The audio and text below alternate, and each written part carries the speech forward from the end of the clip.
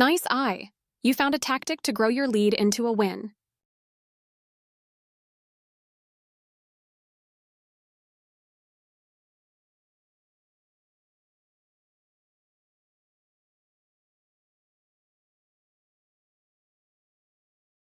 Opening with the king's pawn controls the center and opens up the light-squared bishop and queen, often leading to sharp games.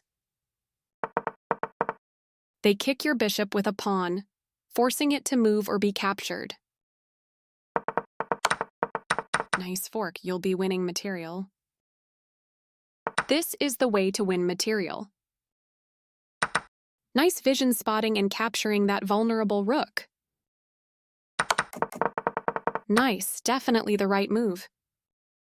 Well done executing a textbook back rank mate.